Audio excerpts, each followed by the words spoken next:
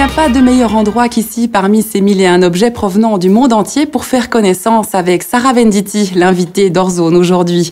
Si elle a passé son enfance dans les coteaux valaisans, depuis son adolescence, son cœur a toujours été transbahuté dans un sac à dos aux quatre coins du monde pour finalement s'enraciner au Cambodge.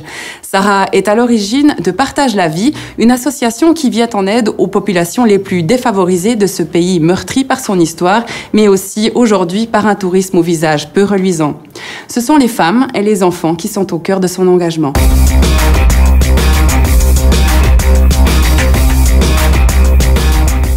Bonjour Sarah. Bonjour. On se retrouve ici dans la boutique Katambo à Nyon, dans un espace qui invite au voyage avec des tissus, des photos, plein de choses qui nous invitent à voyager un peu. On va voyager avec toi. Dans ta jeunesse, tu as beaucoup roulé ta bosse. On voit aussi dans cette boutique qu'il y a un Bouddha qui traîne quelque part. C'était une quête que tu avais dans ces voyages? Alors oui, c'était quand même une quête. Je dirais pas tout le temps. Au début, c'était plus découvrir l'Asie. Et puis après, ça a quand même été une quête et j'ai fait à peu près une année en Inde, où là, c'était plus une quête spirituelle. Mais tu as posé ton sac à dos finalement au Cambodge. Oui. Qu'est-ce qui t'a conduit là-bas? J'avais envie aussi de poser mon sac à dos et de travailler, de m'arrêter un petit peu dans un pays. Et j'avais envie de le faire au Cambodge. Donc, c'est comme ça que je suis arrivée à Phnom Penh. J'ai eu l'occasion de passer 3 semaines dans un orphelinat dans le sud du Cambodge. Et c'est vrai que ça a été 3 semaines qui ont changé ma vie. Avec ses enfants, et on vivait très simplement. Il n'y avait pas d'électricité le soir, pas de douche comme chez nous, mais à la cambodgienne.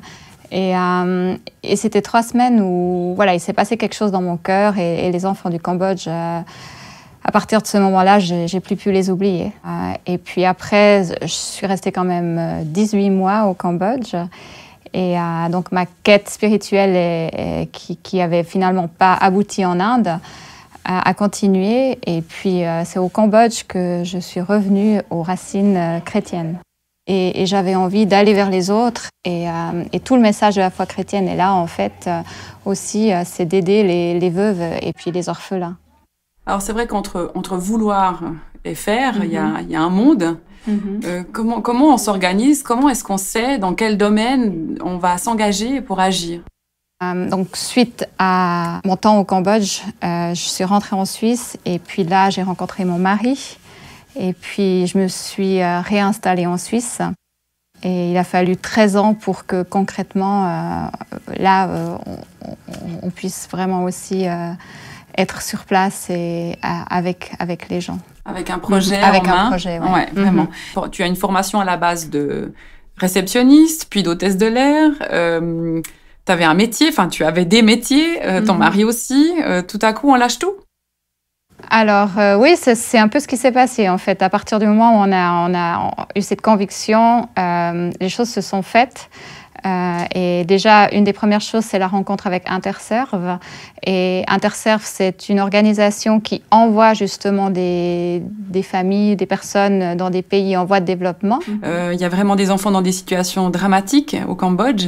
Et vous avez décidé de faire quelque chose pour eux. Vous avez fait construire, ou disons, vous avez permis à ces enfants d'avoir un centre d'accueil parascolaire.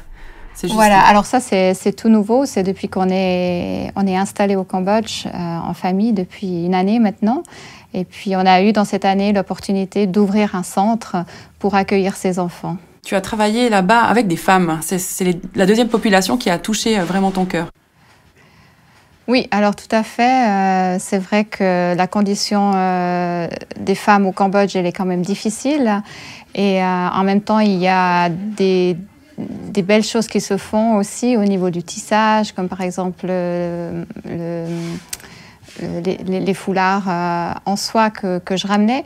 Et en même temps, je voyais que ce qui se vendait sur le marché, c'était pas très beau. Et je me suis dit, mais il y a quelque chose à faire pour améliorer aussi la qualité et pour pouvoir exporter aussi ces produits. Donc tu as côtoyé les tisseuses du Cambodge. Qui sont ces femmes? Qu'est-ce qu'elles font? Alors, ce sont des femmes qui travaillent aussi dans les rizières. Elles ont leur métier à tisser sous leur maison. Elles travaillent à la maison et elles arrivent à faire aussi des produits magnifiques dans un environnement qui est quand même aussi très, très difficile. Qui aide Partage la Vie aujourd'hui? Partage la Vie fonctionne depuis ses débuts 100% dons. Ça veut dire que 20 francs donnés pour aider une personne au Cambodge, les 20 francs vont au Cambodge parce que les ventes permettent de couvrir tous les autres frais. Alors voilà, on aimerait continuer ainsi et on verra si c'est possible. On a parlé déracinement, il y en a un autre qui sait très bien déraciner les artistes romans en leur proposant un défi créatif en 2 heures chrono. C'est Raphaël Noir qui nous emmène dans son bus VV.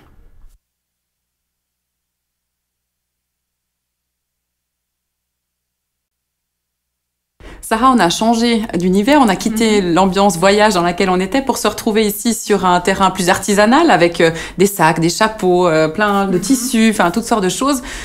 Aujourd'hui, pour toi, le commerce équitable, c'est quelque chose qu'on a envie d'acheter? Alors, oui. Pas toujours. Hein. C'est vrai que dans une boutique comme celle-ci, on a envie.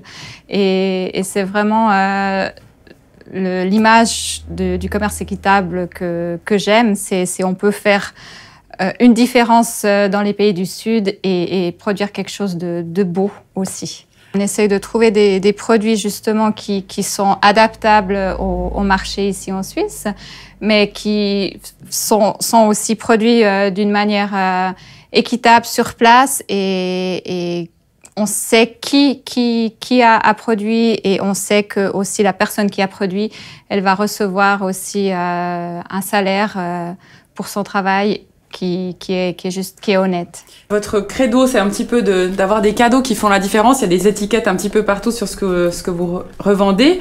Partage la vie, c'est un cadeau qui fait la différence dans une vie, qui change une vie. Ouais. Qu'est-ce que vous changez avec l'association finalement? Alors, c'est vrai que de pouvoir aussi vendre ces étoiles ici en Suisse, pour les jeunes filles sur place, c'est quelque chose aussi qui les encourage aussi à continuer et puis elles sont fières aussi de savoir que ce qu'elles produisent, ça plaît aussi ici, de l'autre côté du monde. Et puis aussi, c'est vrai que les personnes qui achètent en règle générale les produits de Partage la Vie nous disent que c'est beau et que ça fait plaisir, qu'ils ont du plaisir à offrir plus loin.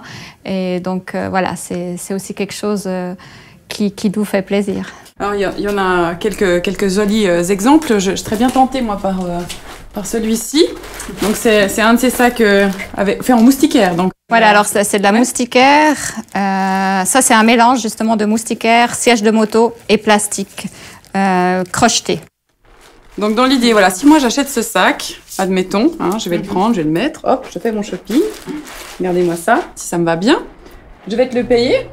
Donc, je te donne l'équivalent d'une 50aine de francs. Donc là, je t'ai mis 60. Tu m'as dit tout à l'heure que vous utilisiez les dons qu'on vous verse à 100%. Qu'est-ce que tu vas faire de mes 60 francs?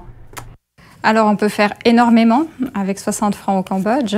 Donc, 60 francs, c'est déjà plus qu'un mois de parrainage pour un enfant. C'est la moitié d'un salaire d'une collaboratrice au centre. C'est de quoi nourrir les enfants pendant un certain temps. Donc, c'est vrai que ça représente énormément. Je suis sûre que tu utiliseras ces 60 francs à merveille. Merci Sarah d'avoir été avec nous. Merci à la boutique Katambo de nous avoir reçus aujourd'hui. Et nous, on se retrouve très vite, hors zone, évidemment. À bientôt.